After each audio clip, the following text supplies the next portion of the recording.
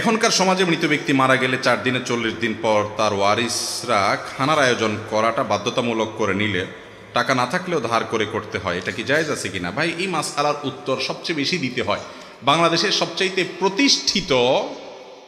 সবচেয়ে প্রতিষ্ঠিত বিদআতগুলোর ভিতরে একটা হলো এটা, যে কোনো মানুষ মারা গেলে, যে ব্যক্তি মারা গেল তার ওয়ারিসরা, তার ছেলেমেয়েরা, আত্মীয় স্বজনরা এলাকাবাসীকে 3 দিন, 7 দিন, 40 দিন বিভিন্ন দিন ফিক্স করে ওই টাইমটাতে মানুষ খাওয়ানোটাকে মৃত ব্যক্তির জন্য জীবিতদের পক্ষ থেকে শরীয়ত সিদ্ধ করণীয় মনে করে, আবশ্যক মনে করে, হাওলাত করে করতেই হয়। যদি না খাওয়ায় এলাকার লোকজন বলে, কি ছেলে মেয়ে রেখে গেল, একটু হাতও দোয়াইল না কারো।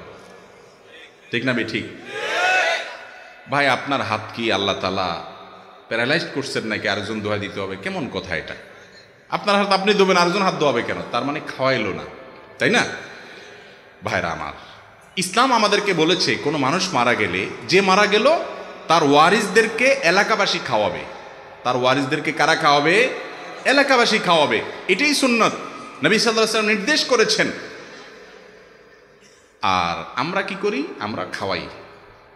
কেউ মারা গেলে তাদের মন খারাপ থাকে, রান্না বাড়া করার মতো মানসিকতা থাকে না, একটু খাবার টাবার পাঠাই। কিন্তু 2 দিন 4 দিন 2-4 বেলা হয়তো একটা ফ্যামিলির 2-5 জন 7 জন মেম্বারকে আমরা খাওয়াই। এরপরে ওই যে 40 দিনের দিন সুদে আসলে পুরোটা উঠাইনি। ঠিক না ঠিক? ভাই, মানুষ মানুষকে কখন খাওয়ায় জানেন? কখন খাওয়ায়? খুশির সময়। বিয়ে করছে, নতুন বউ ঘরে আসছে, খুশির চোটে অলিমা খাওয়ায়। বাচ্চা হয়েছে, নতুন সন্তান আসছে, খুশির চোটে আকিকা খাওয়ায়। ছেলে পাস করছে, ভালো রেজাল্ট করছে, খুশির চোটে মিষ্টি খাওয়ায়, তাই না?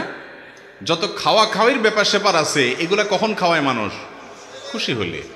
আপনার বাপ মারা গেছে, মা মারা গেছে, আপনি চিন্তা করতেছেন, যাক জমির ভাগ পাওয়া গেল, বিপদ সরছে, এবার আমি এলাকাবাসীতে খুশির চোটে খাওয়াই। ব্যাপারটা কি এরকম? তাহলে আমি একটা কথা সব জায়গায় বলি, আপনাদেরকেও বলছি, যুবকরা বিশেষ করে, আমরা এখন সবার হাতে হাতে নেট আছে। শ্রাদ্ধ লেখে গুগলে সার্চ দিবেন, শ্রাদ্ধ, তালিব বেসর রফালা আকার দর পরে বড় ধ, শ্রাদ্ধ। এরপরে আপনি গুগলে যে রেজাল্ট আসবে, অনলাইনে যে নেটে আপনাকে যে রেজাল্ট দিবে, সেই রেজাল্টটা আপনি একটু পড়বেন। অনেকগুলো আর্টিকেল দেখতে পাবেন, অথেন্টিক অনেকগুলো সোর্সে। শ্রাদ্ধ বলা হয় আমাদের সমাজের হিন্দু ভাই বোনরা, তাদের কোনো মানুষ মারা গেলে তারা মনে করেন যে ওই ব্যক্তির তরফ থেকে এলাকাবাসী আত্মীয় স্বজনরা যদি না খাওয়ানো হয়, ওই লোকরে স্বর্গে শুধু স্বর্ণদানা দেয় এবং খানা দেয় না, এরকম একটা বিশ্বাস তাদের আছে। সেখান থেকে তারা শ্রাদ্ধ করে। ওই শ্রাদ্ধটারই একটা রূপ হলো আজ আমাদের মধ্যে আসছে, সেটা হলো মুর্দার খাওয়ানি। কথা কি বুঝাতে পারছি? এখানে ওলামা একরাম আছেন, ওলামাজার মাদ্রাসার হজরাত আছেন, ভুল হলে ওনারা আমাকে সংশোধন করবেন। কোনো মানুষ মারা যাওয়ার পরে তার ওয়ারিসরা এলাকাবাসীকে খাওয়াইতে হবে, দিনক্ষণ ঠিক করে বা ঠিক করা ছাড়া খাওয়াইতে হবে। মুর্দার জন্য জীবিতদের পক্ষ থেকে এরকম কোনো করণীয় কথা কোরআন এবং হাদিসে কোথাও বলা হয় নাই। অথচ বাংলাদেশে এই কাজটা না করে উপায় নাই, কারণ ওই যে বলবে যে কেউ হাত ধোয় নাই। এটার জন্য হিম্মত করা দরকার। আপনার বাবা মারা গেছে, মা মারা গেছে, আপনি কি করবেন?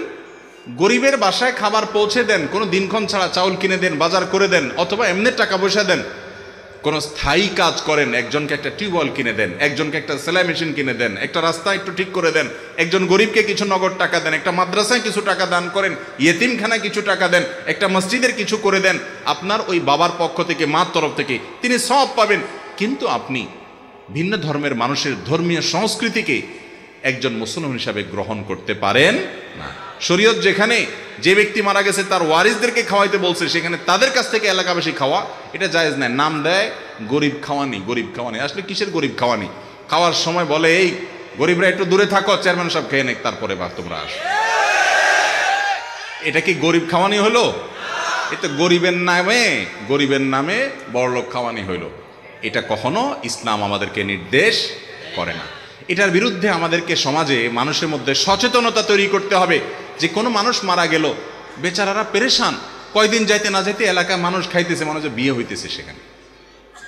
এই কালচারের বিরুদ্ধে আমরা কাজ করবো তো ইনশাআল্লাহ। মানুষকে বুঝাইতে হবে যে এ ধরনের কোনো আনুষ্ঠানিকতা নয়, মুর্দার তরফ থেকে দান করবা, সাদাকা করবা, কোনো দিন নাই, ক্ষণ নাই, পরিমাণ নাই, যার যতটুকু তৌফিকে কুলায় এটা সাধারণ সারা বছরই করবা, এটার জন্য কোনো টাইম লিমিটও নাই। আল্লাহ তাআলা আমাদেরকে বুঝার তৌফিক দান করুন। কোরআন এবং হাদিস অনুযায়ী না চলে মন গড়া কোনো ইবাদত করলে সবের পরিবর্তে আরো কি হতে পারে, গুনাহ হতে পারে।